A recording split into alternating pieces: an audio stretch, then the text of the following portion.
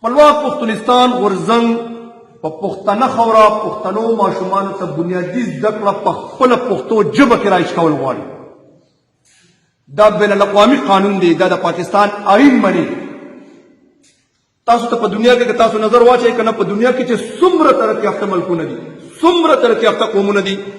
هر قوم ته په خپله خوره په خپله ژبه کې زده کړه ورکړل کېږي او دغه د هغې د ترقۍ راز دی. د زده کړې مقصد د کتابونو ویلو مقصد د سکول کالج یونیورسټۍ ته د راتلو مقصد څه دی؟ زده کړه کول، پوهه حاصلول، هغه معلومات چې په دنیا کې نورو خلکو سره دي، پوهانو خلکو سره دي، هغې د کتاب شکل ته وروړي دي او هغه کتاب یې بیا تاسو ته په سکول کالج یونیورسټۍ کې د کورس یا د نصاب حصه جوړ کړي وي، هغه معلومات تاسو ته در منتقل کوي. د څه دپاره؟ چې تاسو ته پوهه حاصله شي. اوس د عقل تقاضا دا ده چې ماشوم ته زده کړه په داسې طریقه ورکړه چې هغه ته په اسانه او زیات نه زیات پوهه میلو شي. تاسو ته مثال در کوم، زه تاسو ته لګیم دا خبرې زه تاسو ته په پښتو کې کوم. ټول پښتانه یې، زما په خیال چې زما په یو خبره باندې پوهېږئ او ستاسو د دماغ هغه ګوټ ګوټ ته دا خبر رسي. ټیک ده؟ خو که زما په ځای دا خبره دلته څوک ولاړ وي یا په عربۍ کې کولې یا په چاینیز کې کولې یا په انګلیش کې کولې، دومره په اسانۍ تاسو په دې نه پوهېږئ. نو دا یو بین الاقوامي قانون دی او د پاکستان د آئین مطابق تاسو موږ ستاسو د یو بنیادي حق نه خبرو چې موږ سره په غیر محسوس انداز کې یو ډېر غټ ظلم او جبر روان دی. تاسو د نظام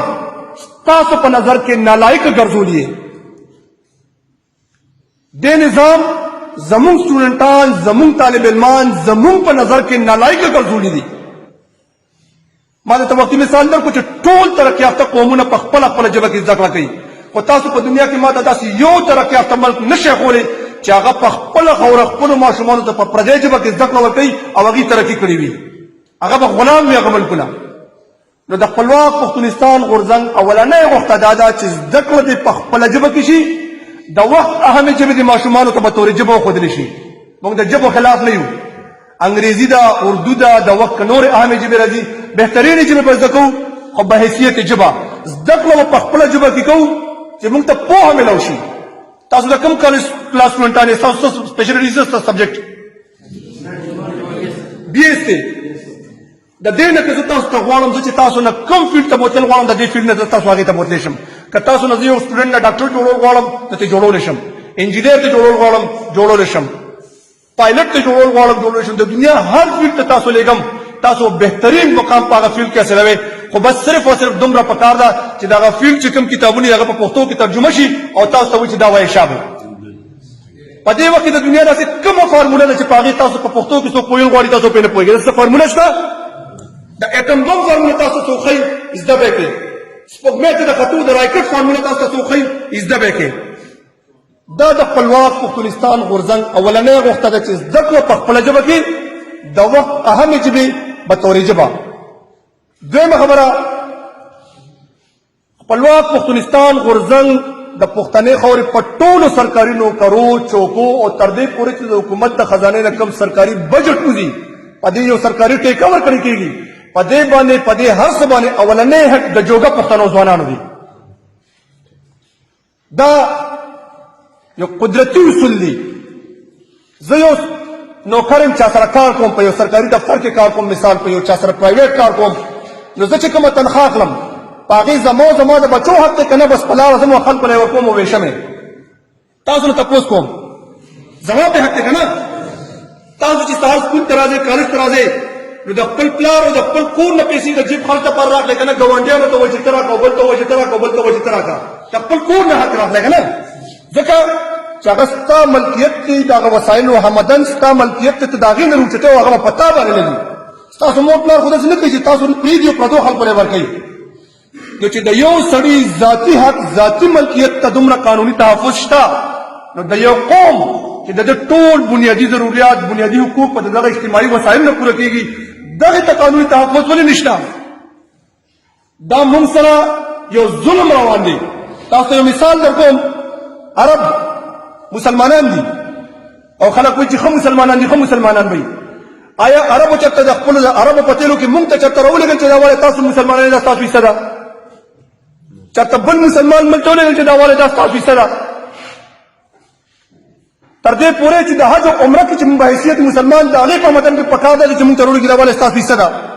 خو نه رالېږي ځکه چې هغه د هغې ملکیت دی او هغې ګڼي چې په دې باندې اولنی حق زمونږ دی نو چې د اسلام ټیکهداران د اسلام چې کوم مرکزیت کې هغې موږ ته د اسلام په نوم باندې یو ملک جوړ شوی دی هغې موږ ته د هغې متن کې زمونږ حق نه ګڼي نو زمونږ په خاوره کې بیا داسې چور ولې چورو دی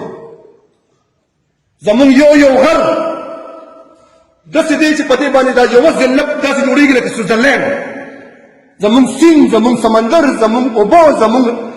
غرونه زمونږ ځنګل په دې هر څیز کې د هر پښتون کور د هر پښتون بچي سره دا سرکاري نظام په دې باندې اولنی حق زمونږ دی نو دغه د خپلواک پښتونستان غورځنګ بنیادي مقصد دی د دې قوم ښېګړه غواړو دې قوم ته یو ښه مستقبل غواړو او په داسې طریقې غواړو چې ټوله دنیا یې مني د پاکستان آئین یې مني او په هر دلیل په هر قانون په هر ثبوت ورته موږ ثابتوو چې دا زموږ حق دی او د دغه حق نه موږ بدقسمتۍ نه خبر نه یو تاسو کې یو کس به د دې نه یې خبر چېرې دا څه ما تاسو ته نه وي دا ګنې ستاسو حق دی که خبر وی خو دومره غور به پې تاسو چاته نه کړی نو دا زمونږ فرض دی اوس به حیثیت پښتون دا زمونږ فرض دی چې موږ د خپل حق دفاع شروع کړو د خپل حق په دفاع کې ودرېږو د ټوپک جنګ نه دی د کوتک جنګ نه دی شر نه دی شدت نه دی غوښته کوو خپل حق غواړو آګاهي غواړو په دلیل په قانون او په ثبوت یې غواړو دغه سوچ او فکر مې تاسو ته راورسولو امید لرم چې دا به ستاسو خوښ شوي وي په آخره کې یو ځل بیا تاسو دا وایم چې نه ووټ غواړو نه دا وایو چې دله ووټ ورکړه وغله ووټ ورکړه دا ټولې پارټۍ چې کومې دي دا د دې وطن پارټۍ دي د هرې پارټۍ قدر کوو د هر مشر قدر کوو هر مشر ته د قدر په نظر ګورو خو اول پښتون وطن دی اول پښتون قوم دی پښتنه خاوره ده زه خلکو ته یو مثال ورکوم چې که دا وطن اسوده وي ښایسته وي نو که ته په یو پارټۍ کې هم نه ته به ښایسته ژوند تېروې خو خدای مو که دا وطن ورانېږه نه نو ته روزانه نوې نوې پارټۍ ته ځه ښه ورځ به مخکې ورته به ورپسې نو نه به د پارټو دپاره جنګ کوو نه به د بل څه دپاره جنګ کوو د خپل حق دپاره به جنګ کوو جنګ به په داسې طریقې سره کوو چې دا 21مه پیړۍ ده د ټوپک کوتک دا اخوا دې خو خبرې نشته دلیل آګاهي ثبوت آئین د دې په بنیاد به خبرې کوو د دې په بنیاد به خپل حق غواړو ښه په نرمه ښه په مینه او ښه په ورورولۍ به غواړو او ورته به وایو چې دا ما سره زیاتې روان دي تاسو نن دا ومنئ دا دوه درې خبرې چې زه زما وکړي دا تاسو ذهن کې کېنوئ چې دا موږ سره تاسو د دې قوم سره زیاتې روان دي لکه څه وجه ده چې زما پښتون به چې ته پښتون استاد په خپله خاوره په پردۍ ژبه کې زده کړه ورکوي وجه څه ده موږ ناپوهه جاهلان ساتل غواړي لږ غور وکړئ دا ګورئ دومره بدترین ظلم دی که نه دومره بدترین جبر دی چې په دنیا کې په یو ملک کې داسې جبر او داسې ظلم نشته که ما ته څوک ووایي چې ته به سمانه خپل بچي سکول ته نه لېږې نو زه ورته جګړه کوم هر څه ورسره کوم خو که بیا مغه بچي زه سکول ته راولېږم او د ریاست او د نظام ورته داسې تعلیمي نصاب جوړ کړی دی چې دې د زده کړې نه لرې ساتي په هغې باندې زه خاموش یم دا تاسو د تعلیم په نوم باندې د تعلیم نه لرې ساتل غواړي خبرې راغونډوم که یو سړی وایي چې زه خپل قوم ته خپل وطن ته خپلو خلکو ته ترقي ورکړم نو د ترقۍ دپاره پوهه لازم ده د یو ښایسته نظام دپاره پوهه لازم ده ټیک ده او د پوهې دپاره په خپله ژبه کې زده کړه بنیادي څیز دي بنیادي او لازمي څیز دي